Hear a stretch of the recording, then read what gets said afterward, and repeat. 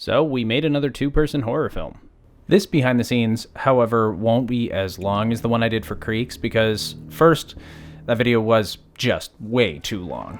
And second, we can probably agree that hallways can provide some pretty iconic locations for film. They can provide close quarters for action scenes where characters' only option is to face their opponent.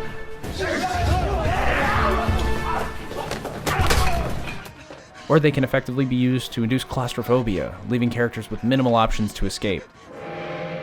Come and play with us, Daddy. They're also relatable because they're something we all walk through, probably on a regular basis. Liv. But as it turns out, it's fucking hard to shoot in them. I tried to set up my A7S II to record some behind the scenes action, but ended up mounting a small aperture light on top of it, which meant that the camera basically became a light stand. Then it got pointed at the wall for some bounce, and I just gave up on doing that. I wanted to release this film a little sooner, but it just took so much longer than Creeks did in post-production. There were way more visual effects shots, varying in difficulty, and productions have started to resume, which meant I was just considerably busier with work than I was when I was editing Creeks. This film is a little bit more like a creepy Twilight Zone style short than an outright horror. We came up with this idea because we have a Nest Cam in our downstairs hallway, and sometimes it's pretty sensitive at detecting quote-unquote motion. One night, Melissa woke up to a notification on her phone that the camera had detected motion in the middle of the night, but nothing was there. It was probably just a car's headlights through our front door window, but it was enough to make her delete the app and leave all the security on me.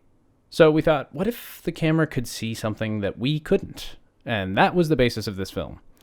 We shot the bulk of it over 3 nights again, although we could start earlier this time because there's a lot less natural light in our downstairs hallway. I could also black out the window with a flag and kill any additional light bleed. I initially shot the security camera footage on a DJI Osmo gaff taped to the wall to get that sort of cheap, small sensor security camera look, but I decided to reshoot all of it once I started editing, which I'll get to a bit more in a moment. For reshooting, I decided to use my Sony a7S Mark II with a full-frame 14mm lens, so we had the wideness of the hallway but better footage quality than the Osmo. When I first shot the security camera footage, I actually played the monster or ghost or figure, whatever you want to call it. Initially, in my mind, I wanted this creepy, unmoving, statuesque being, so when it moved, that was the scary part. But since I couldn't see myself while shooting and I had nobody to direct me, I really hated it when I cut it in, so hence the reshoots.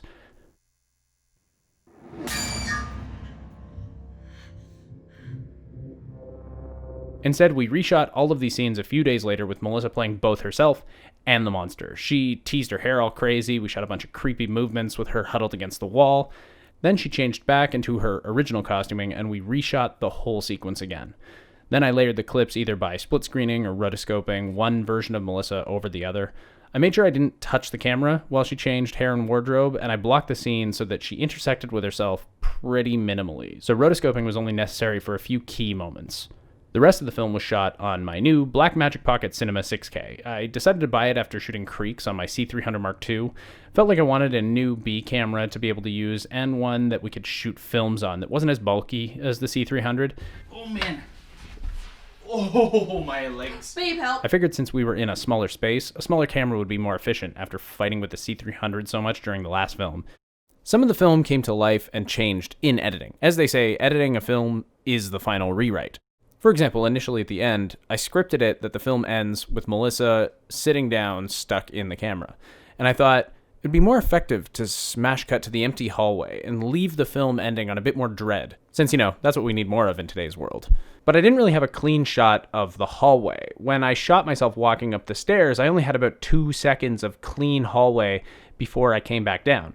So I ping-ponged that brief beat, which is where you play it forward, then reverse it, then play it forward, then reverse it, to extend the shot. And I extended it as long as I needed it, and added a slow pull out in post-production. Just because you had an idea for the film that you wrote doesn't mean it can't change later. As I previously mentioned on Creeks, I'm not much of a VFX artist, and I ended up having to reshoot a few phone inserts because the brightness of the green screen on the phone was too high, which bled onto Melissa's hands. So we reshot a few of them late in post-production. I created my own fake user interface for the app, loosely based off of Nestcam's UI. I even made the UI color scheme a little more on the green side, just to try to blend any potential green cast from the screen on our thumb. Then for all the inserts of the security camera, it wasn't actually plugged in. So I used the Optical Flares plugin by Video Copilot in After Effects and added a small green light to the camera and tracked it on for all the shots. And then I just took a solid color layer, added a little bit of noise or grain to it, and tracked it over the Nest Cam logo to make the camera just a bit more generic. I think all in all, there was something like 22 visual effect shots in the film, which ranged from something simple like split screening Melissa to tracking a light on a camera to more complicated stuff like phone green screen tracking or rotoscoping Melissa over herself. This is compared to the whopping 3 VFX shots on Creeks.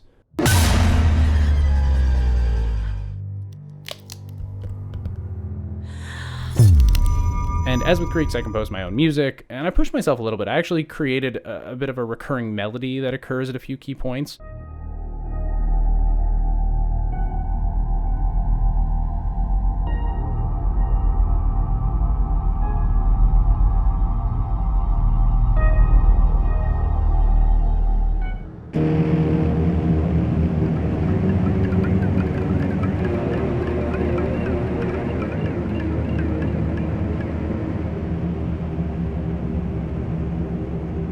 I did it all in Pro Tools again, using my MIDI keyboard, and then Murray took the sound mix to a whole other level again.